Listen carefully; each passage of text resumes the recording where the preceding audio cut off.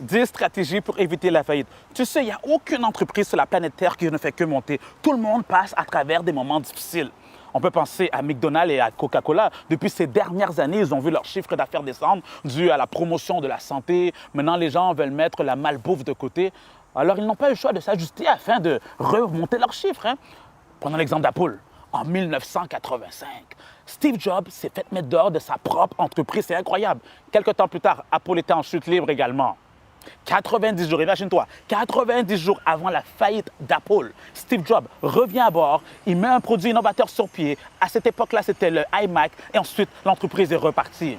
C'est ça, être en affaires. Il y a des hauts et des bas. Malheureusement, si je prends l'exemple de Elon Musk, c'est le fameux fondateur des voitures Tesla, lui, au moment que je fais cette vidéo, il est au bord de la faillite. La majorité des gens pensent que l'entreprise a fermé. Là, maintenant, Elon se bat pour trouver du financement de gauche à droite. En bref, en quoi que je veux en venir? Tu peux être un entrepreneur en démarrage, un entrepreneur qui est sur le marché depuis des années, ou une multinationale comme Apple, McDo, Coca-Cola, que tu le veuilles ou pas. Tu vas passer par des périodes hivernales. Maintenant, la question, c'est comment s'en sortir? Depuis les 15 dernières années, j'ai tellement souffert, moi, en tant qu'entrepreneur. Oui, je suis passé par là, mais grâce à des astuces spécifiques, j'ai pu m'en sortir. Plusieurs personnes viennent me voir, me posent la question, Maxime, je crois que je vais abandonner. Je crois que je ne suis pas faite pour ça. Non, n'abandonne pas, ce n'est pas le moment parce que tu n'as pas encore écouté cette vidéo. À travers cette vidéo, je vais te transmettre les 10 stratégies pour éviter la faillite. On commence immédiatement. La première stratégie, si tu veux éviter la faillite, tu dois absolument être sur l'offensive et non pas sur la défensive. Le point que je veux emmener, ce n'est pas le temps de te dire « Ah, Maxime, c'est difficile ces temps-ci, mais quand même, j'attends que les clients viennent vers moi. » Tu ne peux pas attendre que les clients viennent vers toi. Tu ne peux pas simplement mettre une annonce dans le journal et que tu attendes que les gens t'appellent. Non, sois sur l'offensive. C'est toi qui dois aller chercher la clientèle. C'est toi qui dois prendre ton téléphone, commencer à faire des appels. S'il faut, mets-toi un objectif. À tous les jours, fais 25, 30, 50 appels pour aller chercher ces clients. Va frapper aux portes. Tu dois aller chercher ta clientèle. Ils ne vont pas venir simplement comme ça parce que, oui, tu as un bon produit. Moi, je me rappelle à une certaine époque, je passais justement à travers une période de turbulence et ce que je faisais de manière offensive, je me mettais sur ma page Facebook et à chaque fois que quelqu'un s'ajoutait, s'abonnait à ma page, j'envoyais un message personnalisé à cette personne lui disant « J'ai vu que tu t'es abonné à ma page, sûrement que tu as un projet d'affaires. Dis-moi, comment est-ce que je peux t'aider? Est-ce qu'on peut se rencontrer? Est-ce qu'on peut avoir un rendez-vous téléphonique? » Et de cette manière, c'est comme ça que je pouvais les convertir en clients. C'est ce que tu dois faire quand tu passes à travers une période de turbulence. N'attends pas que les clients viennent vers toi, c'est toi qui dois aller les chercher. Stratégie numéro 2, lorsque tu passes à travers une période glaciale, il fait froid. C'est pourquoi? C'est parce qu'il te manque une information pour sortir de là.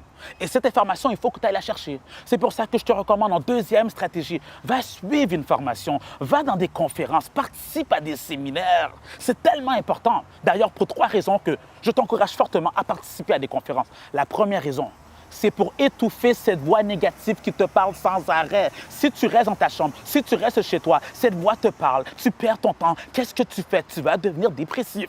Alors voici ce que tu dois faire. Lorsque tu te rends à cette place-là, lorsque le conférencier te parle, ça te motive, ça te booste.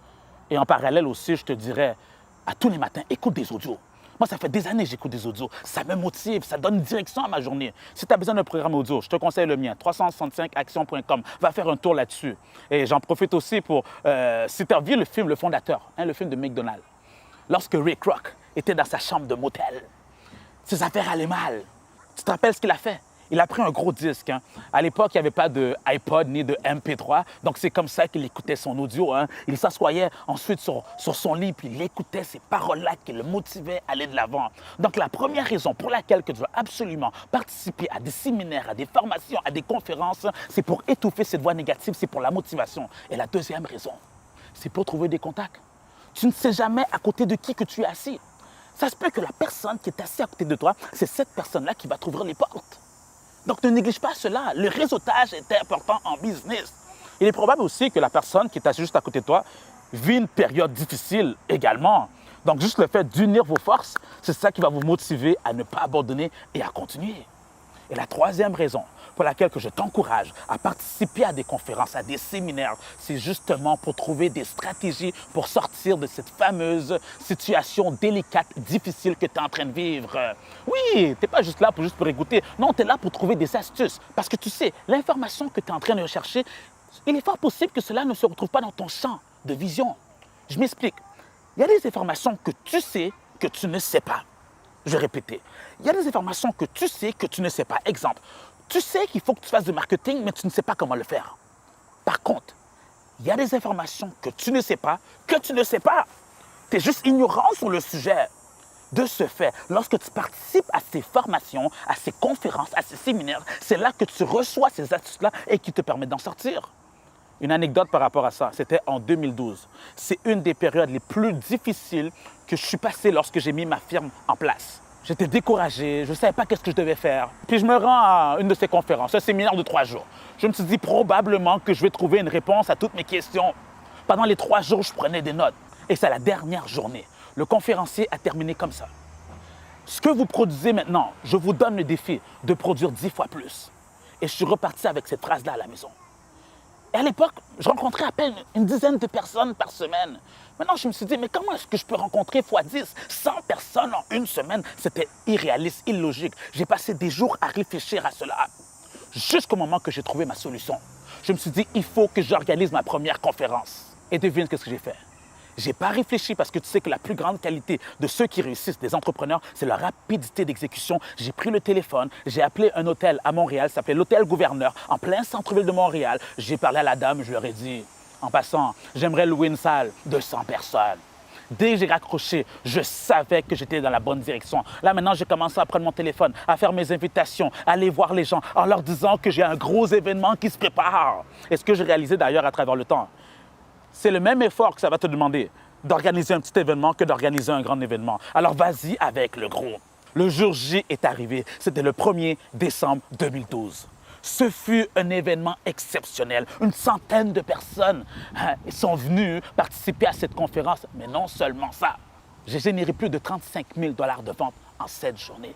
Donc la morale de ce que je suis en train de te dire, tout ça a été possible juste parce qu'un jour, j'ai pris la décision de m'inscrire à une de ces conférences, à un de ces séminaires, de prendre l'information et surtout d'appliquer cette information. Et c'est ça qui m'a permis de sortir de ma situation. Troisième stratégie pour éviter la faillite, il faut absolument que tu sois flexible.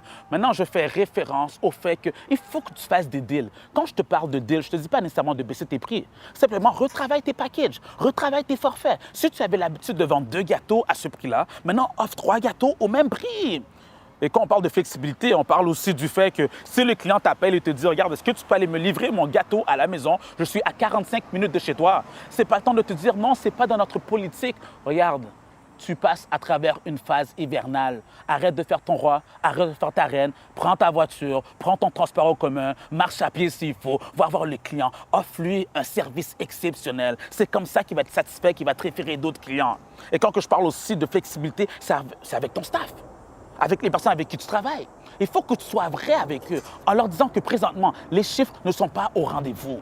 Regardez ce qu'on peut faire. Vous pouvez vous trouver une autre opportunité quelque part d'autre, mais si vous restez avec moi, vous devez croire en la vision. Pendant les prochaines semaines, pendant les prochains mois, je ne serai pas capable de vous payer. Mais si vous y croyez, ensemble, on pourrait y arriver. Il faut que tu sois vrai. Il faut que tu communiques avec eux. Ce n'est pas le temps de cacher l'information. Aux gens à l'extérieur, tu peux leur dire que tout va bien. Mais aux personnes avec qui que tu travailles, il faut que tu sois vrai avec eux. Allez, sois flexible si tu veux sortir de cette situation difficile. Quatrième stratégie pour passer à travers les moments difficiles, il faut que tu fasses un power move. J'en ai parlé dans ma vidéo, les 60 conseils pour booster ton année. Si tu ne l'as pas encore vu, va la visionner, tu vas voir, ça va te propulser littéralement. Le point que je veux apporter, quand tu vois que tu passes à travers une période de contraction, tu dois sortir de là en faisant quelque chose que tu n'as jamais fait auparavant. Exemple, va voir un influenceur. Tu sais, maintenant, c'est la tendance. Des personnes qui ont une grosse base de données sur leur plateforme. Cela peut être sur Instagram, sur Facebook, sur Snapchat, sur YouTube. Va voir ces gens-là. Avec le peu d'argent que tu as, donne-leur. En échange, tu leur dis, consomme mon produit, consomme mes services et parle-en à ta base de données. S'il faut, je vais même te donner une commission sur les ventes. C'est ça un power move, c'est de faire quelque chose que tu n'as jamais fait auparavant. Si tu n'as jamais fait de vidéo, peut-être que c'est le moment de montrer ton expertise à travers une vidéo. Peut-être aussi que c'est le moment d'écrire un article, de l'envoyer à une compagnie, à un magazine qui pourrait parler de toi. Fais quelque chose que tu n'as jamais fait auparavant. C'est ça un power move. Un power move crée de la nouveauté et la nouveauté crée de la publicité qui va attirer ta clientèle, qui te permettra de sortir de ces moments difficiles. Cinquième stratégie pour sortir ta tête de l'eau, tu dois absolument investir en marketing. Certaines personnes me diront, hey, Maxime, ce n'est pas le moment d'investir en marketing. Je vais attendre d'avoir plus de clients qui vont me rapporter de l'argent et avec cet argent-là, je vais investir en marketing. Non, c'est le contraire. Investir en marketing, les clients, ça va te rapporter, c'est ça qui va te rapporter de l'argent. Et quand je parle aussi d'investir en marketing, ce n'est pas d'improviser. Parce qu'aujourd'hui, beaucoup trop de personnes improvisent. Aujourd'hui, les gens pensent que le marketing, c'est de passer des pamphlets. Aujourd'hui, les gens pensent que le marketing, c'est d'identifier leur ami sur une photo sur les réseaux sociaux. C'est beaucoup plus complexe que ça, le marketing. L'importance aussi, durant cette période-là, va chercher de l'information dans des livres.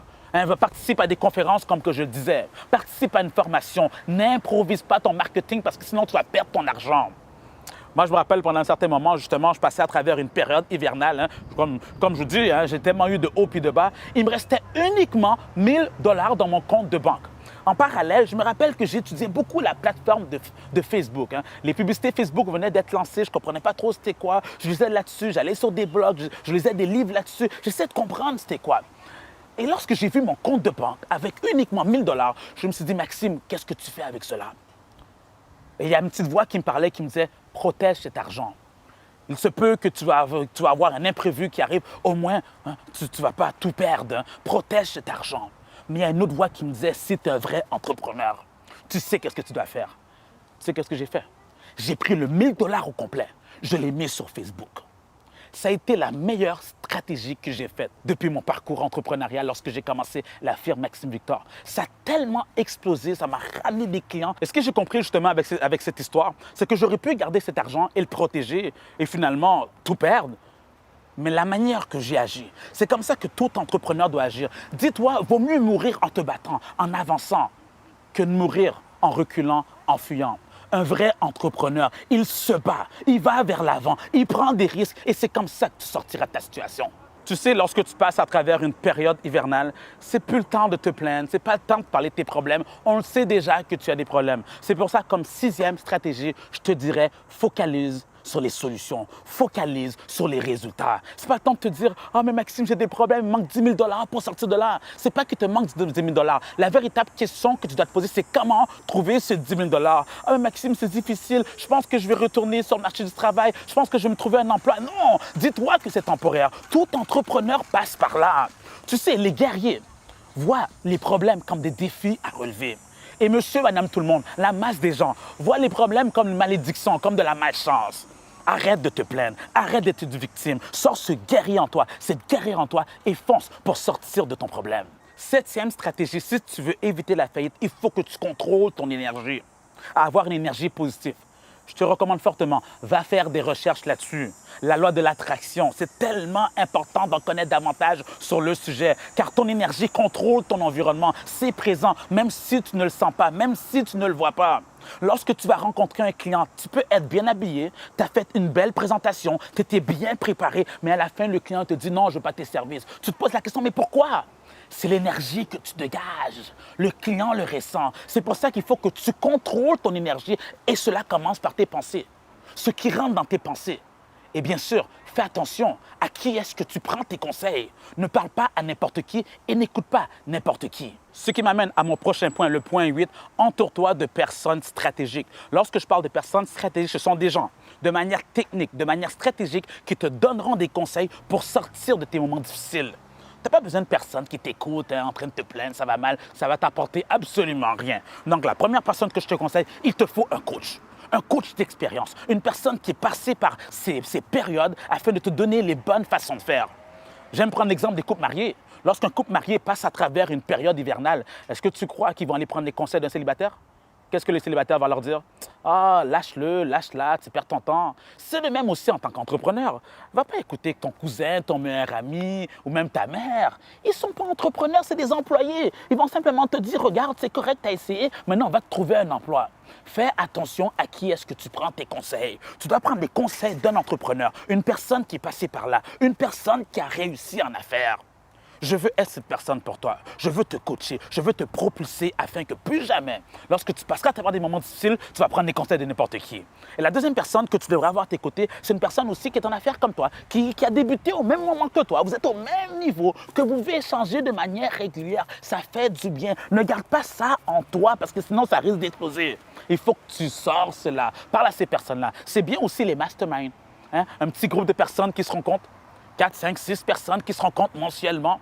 D'ailleurs, je te dirais de ne pas rentrer dans n'importe quel mastermind. Moi, j'en ai vu que c'était des groupes bizarres. Hein. Voici 2 critères à tenir compte. Le premier, l'énergie qui est dégagée, une bonne énergie positive. Et le deuxième, il faut que ces gens soient axés sur le futur, soient axés sur des stratégies, soient axés sur des techniques qui te permettront d'avancer vers l'avenir. Non pas un petit groupe de personnes qui parlent du passé. Comment ça va mal? On est des victimes. Tu n'as pas le temps pour ça. Allez, entoure-toi de personnes stratégiques qui te permettront de te propulser. Stratégie numéro 9. Tu sais, lorsque tu passes à travers une période difficile, il y a un phénomène qui se passe qu'on appelle le stress. Moi, je me rappelle la première fois que j'ai vécu ce phénomène. Je débutais en business, j'habitais dans ma petite chambre. Hein, pour ceux qui connaissent mon histoire, j'avais à peine de quoi manger, un pâté jamaïcain que je séparais en 2. Je prenais une partie pour le matin, une partie pour le soir. Je devais séparer la douche et on était une dizaine de personnes qui prenaient notre douche à la même place. Ça ne faisait aucun sens. Mais malgré ça, je me disais intérieurement, c'est temporaire, je vais sortir de la situation. Toutefois, un bon matin, je me réveille et je vois des plaques rouges pousser sur mon corps. Quelques heures plus tard, ça disparaît. Le lendemain, c'était la même chose. Ça a duré des jours, jusqu'au moment où je n'ai pas eu le choix d'aller voir le médecin. Arrivé là-bas, je parle de ma situation. Et c'est là que le médecin me pose la question. « Monsieur, êtes-vous stressé? » Je lui dis « Bien sûr que non, monsieur, je ne suis pas stressé. Au contraire, je suis plein d'énergie. » Il me dit « En effet, votre tête vous dit que non, mais votre corps parle autrement. » Et c'est là que j'ai compris l'importance de contrôler son stress, surtout en affaires. Parce que tu sais que lorsque tu passes à travers ces périodes difficiles, qui va générer du stress. Tu auras de la difficulté à dormir, des changements d'humeur. Tu peux même développer des maladies. Alors, comment faire pour combattre cela? Le remède par excellence que j'ai découvert à travers les années, c'est l'endorphine. L'endorphine, tu peux le sécréter par les relations sexuelles ou par le sport. Je te recommande fortement, à tous les matins, de sortir et de faire du sport, d'aller dans une salle de gym, de faire de l'exercice. Tu ne peux pas garder ça à l'intérieur de toi parce que sinon tu risques de développer des maladies. C'est pas bon pour toi. Tu peux aussi trouver d'autres moyens pour contrôler ce stress. Certains aiment partir en vacances, par une semaine en vacances. Et la bonne nouvelle avec ça, c'est que ça te permettra de voir la situation à distance et recevoir de l'inspiration afin d'apporter une solution concrète aux problèmes que tu as. Tu peux aussi sortir avec des amis, parler peu de tout, peu de rien, simplement pour changer d'idée. Moi, ce que j'aime, lorsque j'ai besoin justement de m'évader, c'est de regarder des documentaires, des films. Ça peut être aussi des vidéos telles que tu es en train de voir sur l'entrepreneuriat, sur des histoires inspirantes. Ça permet aussi de réaliser que tu n'es pas le seul qui passe à travers cela. Simplement, si tu veux éviter la faillite, sortir la tête de l'eau, sortir des périodes hivernales, tu dois tout d'abord apprendre à contrôler ton stress. Et pour ce faire, il faut absolument que tu puisses sortir cette endorphine à l'extérieur de toi. La dernière stratégie, numéro 10, pour éviter la faillite, tu sais exactement c'est quoi. La raison pour laquelle le monde a des problèmes, la raison pour laquelle que le monde stresse, c'est à cause du manque d'argent. La majorité des adultes, lorsqu'ils se réveillent le matin, c'est exactement à ça qu'ils pensent, les factures à payer. C'est pour ça que pour cette stratégie, tu dois apprendre à contrôler ton cash. Et ça commence par contrôler tes dépenses. Le revenu que tu te payais, coupe là-dessus. Les soirées cinéma, les soirées restaurants, les soirées entre amis, coupe là-dessus. Les dépenses futiles, coupe là-dessus. Ta voiture, coupe là-dessus. Ton appartement, ta maison, coupe là-dessus. Il y a un sacrifice financier que tu dois faire et c'est normal afin que tu puisses rebondir. Maintenant, je te dirais aussi que le but de faire tout ça, c'est de chercher ta liquidité, c'est de regrouper un certain montant d'argent. Donc, c'est correct de couper sur certaines dépenses, mais il y a d'autres stratégies aussi pour aller chercher ce cash flow, cette liquidité. Il faut que tu fasses des deals avec les clients qui te doivent de l'argent. Tu as de l'argent à l'extérieur. Ça fait quelques semaines, quelques mois que tu cours après ces clients. Fais-leur un deal. Tu leur dis en passant la facture que tu me dois, paye-moi 50 % et on oublie tout ça. Fais aussi un deal avec tes fournisseurs. Oui, fais un deal avec tes fournisseurs. Ils te demandaient auparavant de leur payer en 30 jours le matériel, l'équipement, les fournitures qu'ils te donnaient. Maintenant, tu leur dis, regarde, maintenant, je vis une certaine période. C'est ma période morte, hein, comme qu'on appelle. Peux-tu me donner 60, 90 jours? De cette manière, je peux vendre les produits et ensuite te payer par la suite. Fais des deals aussi avec tes créanciers. Ça, c'est les personnes à qui tu dois de l'argent. Dis à ton propriétaire, regarde, mon loyer, je ne pourrais pas te le payer à jour comme à l'habitude. Laisse-moi quelques semaines de plus. Laisse-moi jouer un peu avec mes chiffres. C'est de même aussi avec le gouvernement. Si tu dois de l'impôt, des taxes, il faut que tu les payes. Mais négocie avec le gouvernement. J'en connais parfois qui essaient de fuir le gouvernement. Ne fais jamais ça. Le gouvernement peut te mettre en faillite. Dis-toi qu'ils sont ouverts à la négociation. Alors parle-leur. Le but, c'est de générer une certaine liquidité. Et je te dirais même qu'il y a un montant d'argent qui est très importante que tu devrais mettre de côté. La première personne que tu dois payer, je sais que cela peut paraître contradictoire, mais la première personne que tu dois payer avant tes créanciers, avant tes fournisseurs, avant ton personnel, c'est toi. Oui, il y a toujours un montant d'argent que tu dois mettre tout d'abord de côté pour toi. C'est un pourcentage. Habituellement, on dit 10 mais durant les moments difficiles, 10 c'est assez difficile. De ce fait, se mettre 1 de côté, mets le strict minimum. S'il y a 100 $ qui rentrent, mets 1 $ de côté. Juste le fait de prendre l'habitude de mettre de l'argent de côté, c'est comme ça que tu vas attirer le plus d'argent. Ne l'oublie pas, ce n'est pas le nombre d'argent qui rentre qui compte, c'est combien d'argent que tu arrives à conserver. Et j'en profite aussi pour dire que cet argent-là que tu amasses, tu dois faire quelque chose avec. Il faut que tu le multiplies. Donc, n'aie pas peur de l'investir dans des stratégies qui te permettront d'en générer davantage, telles que le marketing. Mais surtout, n'improvise pas ton marketing, hein? Comme que je le disais avant. Il faut que tu saches ce que tu fais. Et pourquoi l'investir en marketing? Parce que quand tu veux sortir des moments difficiles, je le disais au tout début, tu dois être agressif, tu dois être sur l'offensive. Il faut que tu oublies le fait d'être sur la défensive. Il faut que tu mettes tout. All in. Cela me rappelle l'histoire d'un certain capitaine au nom de Cortés dans les années 1500. Lui, il avait cette soif, cette envie, cette faim de prendre contrôle d'un territoire. Il arrive sur le territoire avec ses soldats. Une fois arrivé, il prend la décision de brûler tous les bateaux de ses soldats. Et ensuite, il va leur parler, il leur dit en passant, les amis, il n'y a plus manière de fuir. Vous avez deux solutions, la mort ou la victoire. C'est exactement ce que tu as. Lorsque tu passes à travers une période difficile, tu as deux solutions, la faillite ou la victoire.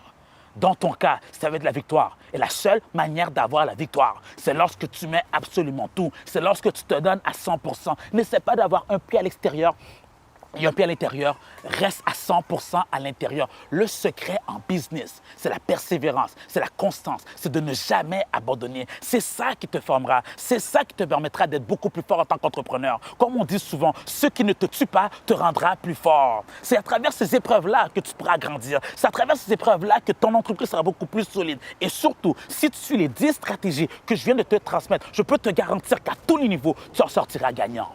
J'espère que tu as apprécié cette vidéo. Si c'est le cas, réécoute la vidéo, applique les stratégies parce que l'action est importante. Et bien sûr, partage aussi cette vidéo autour de toi. Sûrement que tu connais des entrepreneurs, des personnes qui viennent de démarrer leur entreprise. Ils pensent abandonner, retourner sur le marché du travail. Tu leur dis non, ce n'est pas encore le bon moment. J'ai une solution pour toi. Écoute cette vidéo, ça va te propulser. Et si tu t'es pas encore abonné à la chaîne, vas-y, abonne-toi à la chaîne. Parce qu'ici, c'est l'entrepreneuriat sans filtre. Donc, j'en profite pour vous parler aussi de ma tournée internationale finie le 9 à 5. Donc, ma prochaine destination, c'est la France, Paris. Et pour ceux qui ont eu la nouvelle, c'est déjà complet. Il n'y a plus de place, sold out. Je sais que ça s'est fait extrêmement rapidement. Un mois avant le jour de l'événement, il n'y a déjà plus de place. Est-ce que je reviendrai? Oui, je reviendrai à Paris. Inquiétez-vous pas. D'ailleurs, sur la page d'inscription, on a mis une liste d'attente. Comme ça, vous serez avertis pour la prochaine fois que je viendrai. Et pour tous ceux qui m'envoient des messages privés, qui écrivent sur les vidéos, Maxime, viens dans mon pays, viens au Cameroun, viens au Gabon, viens au Congo, viens. Regardez, j'ai eu toutes vos requêtes. Pour ce faire, afin de simplifier tout cela, j'ai mis un lien juste en dessous de la vidéo. Allez sur afrique2018.com. Cela vous permettra de vous inscrire et de recevoir la date exacte que je viendrai dans votre pays. De cette manière, on se verra non seulement en vidéo, mais surtout physiquement. Moi, je suis encore un entrepreneur de la vieille école. J'aime rencontrer des gens. J'aime serrer des mains. Allez, avec toutes les formations que je t'ai transmises, tu le sais très bien, tu connais ma mentalité. C'est correct de regarder ces vidéos. C'est correct de prendre des notes. C'est correct la motivation, mais le plus important, c'est la rapidité d'exécution, c'est l'action. C'était Maxime Victor pour t'inspirer et te motiver à te surpasser.